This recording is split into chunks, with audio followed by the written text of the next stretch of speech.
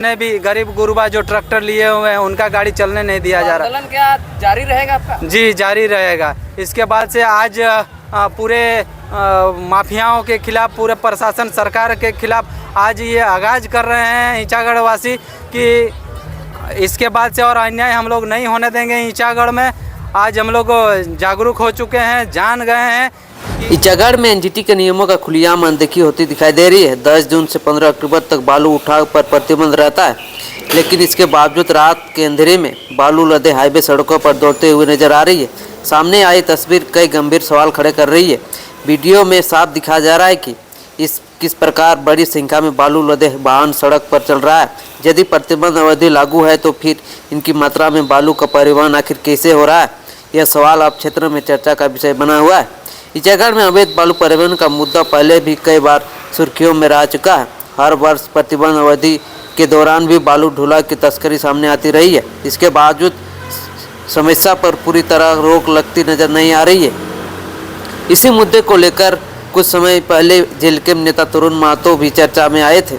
बताया जाता है कि अवैध बालू परिवहन को रोकने के लिए ये आधी रात को मौके पर पहुंचे थे। इसी दौरान कठिन तौर पर बालू कारोबार से जुड़े लोगों के साथ उनका विवाद और हाथापाई हुई थी।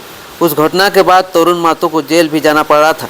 जेल से बाहर आने के बाद उन्होंने सार्वजनिक रूप से कहा था कि ईचागढ़ क्षेत्र में अवैध बालू परिवहन को चलने नहीं दिया जाएगा और इस मुद्दे को लेकर लगातार उठाया जाएगा। हालांकि अब तक एक बार भी सामने आ रही तस्वीर यह सवाल खड़ा कर रही है कि यदि अवैध बालू परिवहन के खिलाफ पहले भी आवाज़ उठाई गई थी तो फिर प्रतिबंध अवधि दौरान बालू लदे वाहन सड़कों पर क्यों दिखाई दे रही है। सबसे बड़ा सवाल प्रशासनिक निगरानी को लेकर उठ रहा है।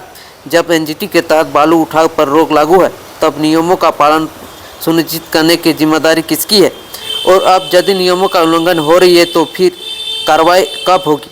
अवैध बालू खनन और परिवहन केवल सरकारी राजस्व का नुकसान नहीं है बल्कि पर्यावरण के लिए भी गंभीर चुनौती माना जाता है।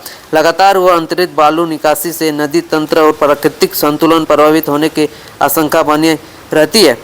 फिलहाल ईचागढ़ से सामने आई तस्वीरें एनजीटी के नियमों के पालन, प्रशासनिक निगरानी और अवैध बालू परिवहन पर कार्रवाई को लेकर कई सवाल खड़े कर रही है। अब देखना होगा कि संबंधित विभाग इस मामले में क्या कदम उठाती है और प्रतिबंध अवधि में चल रहे इस खेल पर क्या लगाम लगती है।